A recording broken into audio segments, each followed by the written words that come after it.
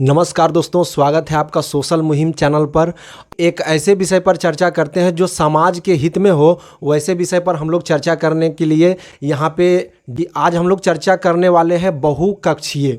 तो बहुकक्षीय क्या होता है और विद्यालय में जो अभी ज़्यादातर क्लास चल रहा है वो बहुकक्षीय से ही चल रहा है।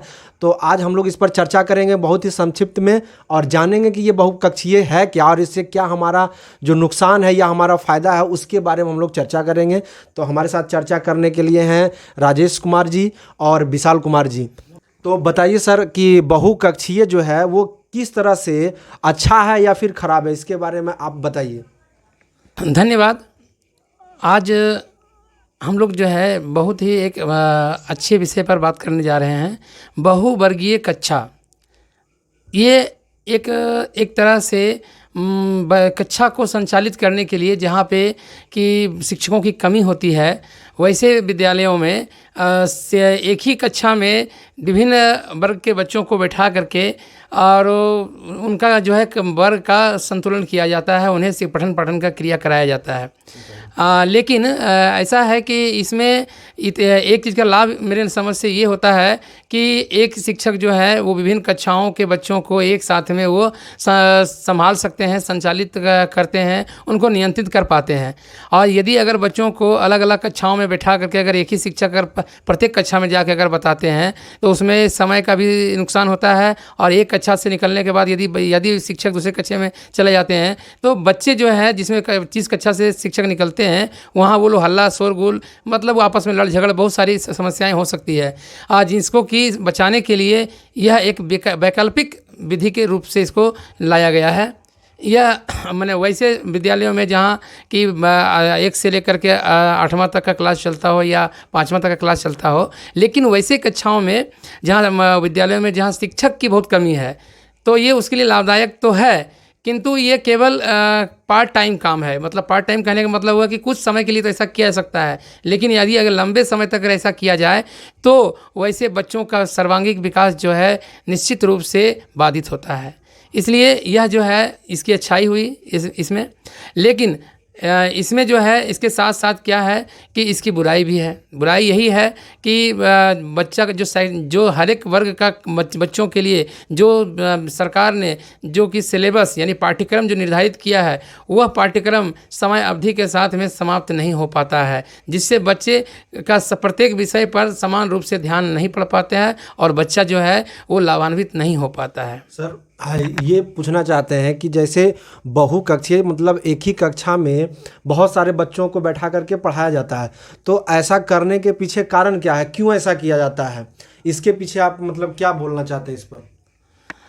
हाँ, जैसा कि मैंने अभी तुरंत बताया है कि ये एक तरह का वैकल्पिक विधि है और ये केवल बच्चों को नियंत्रित करने के लिए और उनका बच्चों को शांत रखने के लिए, ताकि वो बच्चे जो है वो अलग अलग विभिन्न वर्गों के बच्चे आपस में लड़ाई झगड़ा ना करें और सबको एक साथ देखा जा सके, इसलिए ऐसा किया जाता है। तो क्या इसमें तो हमको ऐसा समझ में लग रहा है जैसे कि जैसे शिक्षकों की जिस विद्यालय में कमी होती है तो उसमें इस तरह का क्लास जो है वो ज़्यादा चलता है। देखिए, निश्चित तौर पर जिसमें शिक्षक की कमी है वैसे ही विद्यालयों में ऐसा करना चाहिए। यदि जिसमें शिक्षक पूरी तरह से भरे हुए हैं और वहाँ पे अगर ये चलता हो तो निश्चित तौर पर इसका दुरुपयोग होता है, ये अच्छा नहीं है। इसका कहने का मतलब यही है कि 10 गो गाय है, 10 गो बैल है और 1 गो चरवाहा है, सबको गाय बैल बकरी के साथ मतलब जो है चराना या बोल लीजिए या हाँकना बोल लीजिए, वो ऐसा आपको क्या नहीं लगता है ऐसा? हाँ नहीं, बिल्कुल। इसमें तो यही हुआ कि बच्चों को एक तरह से बांधना ही हुआ ही है। इसमें जो है पढ़ाई का जो स्तर होता है वो सबसे निम्न स्तर में चला जाता है, लेकिन फ़ायदा सिर्फ यही है कि बच्चा जो है इसमें एक जगह बैठा रहता है, बच्चे का देख रेख हो पाता है, लेकिन यह जो है पूरी तरह से कारगर नहीं हो पाता है जहाँ पर कि अधिक वर्ग के बच्चे हों। तो अच्छा, ये तो सही है, पर हमें ये बताइए थोड़ा सा इसके बारे में कि जो है सरकार क्या यही नियम रखी हुई कि एक टीचर जो है 5 या 6 का या 7 का या 10 का एक टीचर पढ़ा सके? क्या ऐसा प्रावधान है सरकार यही बनाया हुआ है, या फिर अलग अलग क्लास का अलग अलग टीचर, अलग अलग सब्जेक्ट का अलग अलग टीचर होना चाहिए? ये इस सवाल में यहाँ तक जहाँ तक बात आता है कि जहाँ जिस विद्यालय में 1 या 2 शिक्षक हैं हों, वैसे विद्यालयों में यदि अगर चलाया जाता है तो यह मजबूरी के तौर पे देखा जाएगा। लेकिन जहाँ पे शिक्षक हों 2, 4, 5, 6 शिक्षक जहाँ उपस्थित हो, वहाँ पे यदि बहुवर्गीय कक्षा चलाया जा रहा हो तो निश्चित तौर पे इसका संज्ञान बीओ को, डीओ को लेना ही चाहिए। अच्छा सर, ये बताइए, जैसा कि हम लोग अभी जो चर्चा कर रहे हैं इसमें एक बात तो निकल के आया है कि टीचर जो है, शिक्षक जो है, बिहार में इसकी बहुत ज़्यादा कमी है।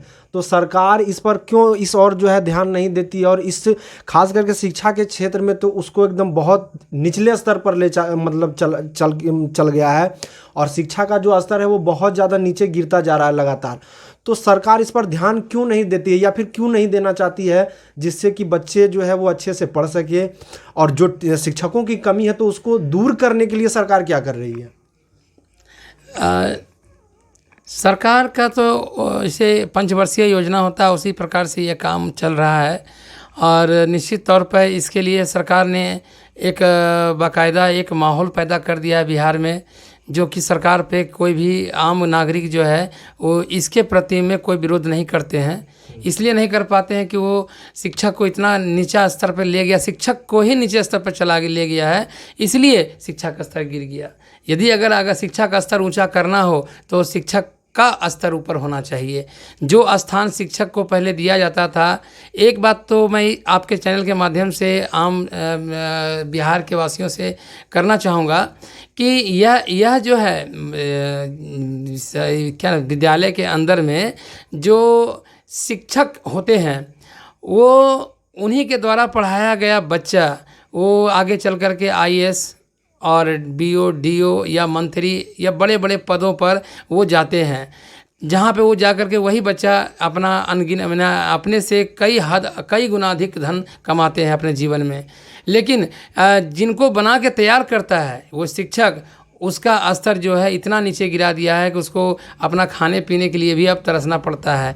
जिसके कारण से, चूँकि देखिए, अगर पेड़ में फल तभी लगेगा जब पेड़ हरा भरा होगा, और एक शिक्षा का पेड़ जो है, मुख्य पेड़ जो होता है वो शिक्षक होता है। अगर शिक्षक हरा भरा हो तो निश्चित तौर पे उस पर पत्तियाँ भी होगी, हवा भी शुद्ध देगा और फल भी अच्छा मिलेगा।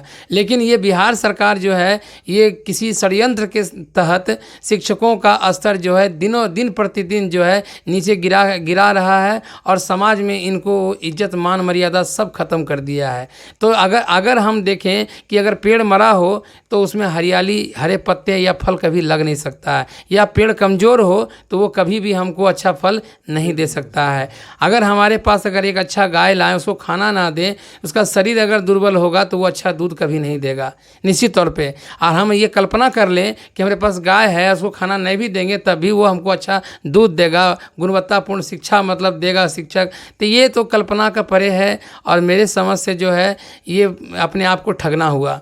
इसलिए मैं जहाँ तक समझता हूँ कि अगर शिक्षा का स्तर बिहार में ऊंचा करना है तो निश्चित तौर पे पहले शिक्षकों का स्तर ऊंचा करना होगा। यदि सरकार को लगता है कि जो शिक्षक कार्य कर रहे हैं उनमें गुणवत्ता की कमी है, योग्यता की कमी है, तो योग्य और गुणवत्तापूर्ण शिक्षकों की बहाली क्यों टेट वगैरह से करता है, डायरेक्ट BPSC से करे और अच्छे शिक्षकों की बहाली करे, और उनका बल्कि उनके परिवार का एक सबसे समाज में सबसे ऊंचा स्तर हो सके, इसलिए उसको सम्मानजनक वेतन भी दिया जाए।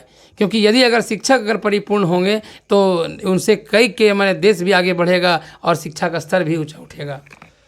हम लोग सभी जानते हैं कि बिहार का जो इतिहास रहा है वो काफ़ी गौरवपूर्ण रहा है, और बिहार जो है वो बहुत ही प्राचीन समय से ही मतलब पूरे भारत में या विदेश में भी प्रसिद्ध रहा है।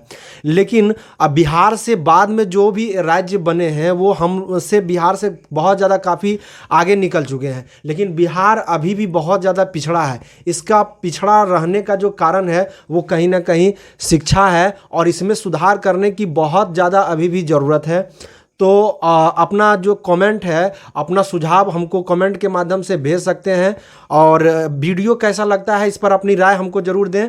और इसी तरह का जो है शिक्षा से जुड़े हुए मुद्दों को हम आपके सामने हमेशा उठाते रहेंगे इस चैनल के माध्यम से।